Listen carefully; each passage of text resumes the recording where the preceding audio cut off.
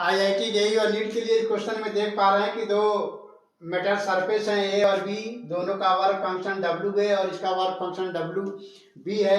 ऐसे में इसमें न्यू फ्रीक्वेंसी का फोटान गिर रहा है और इस पर 2 न्यू फ्रीक्वेंसी का फोटान गिर रहा है और फ्रीक्वेंसी न्यू जो है इसके threshold frequency nu not a से ज़्यादा है और 2 न्यू बी जो है इसके threshold frequency nu naught B से ज़्यादा है। ऐसे में W A by W B का रेशियो 1/2 यानी 1:2 है।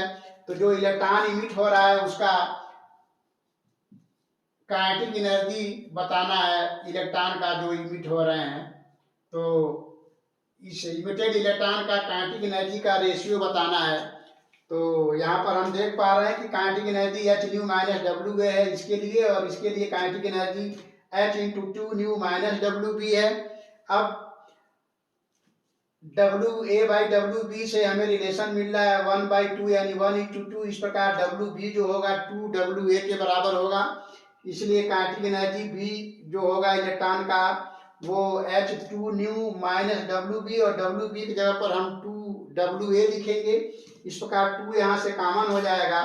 जब 2 यहाँ से कॉमन हो जाएगा तो ये हो जाएगा 2 H nu minus W A, और ये हो जाएगा काइनेटिक एनर्जी ए इंटू 2।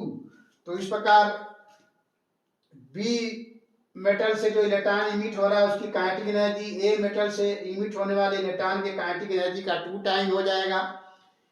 इस प्रकार यहाँ से देख रहे हैं कि काइनेटिक एनर्जी ए अपॉन काइनेटिक एनर्जी बी का रेशियो इस तरह से सॉल्व करेंगे तो ये कैंसिल हो जाएगा, 1/2 आएगा यानी 1:2। तो इस तरह से वर्क फंक्शन का रेशियो अगर 1:2 है तो काइनेटिक एनर्जी का रेशियो भी 1:2 आ रहा है इस दिए हुए फ्रीक्वेंसी न्यू और 2 न्यू के केस में। 2 न्यू बी मेटल पर इंसिडेंट हो रहा है और न्यू फ्रीक्वेंसी ए मेटल पर इंसिडेंट हो रहा है। तो हम समझते हैं ये क्वेश्चन आपको काफ़ी अच्छे से समझ में आया होगा। तो फिर मिलते हैं नेक्स्ट वीडियो में किसी और क्वेश्चन के साथ। तब तक के लिए थैंक यू।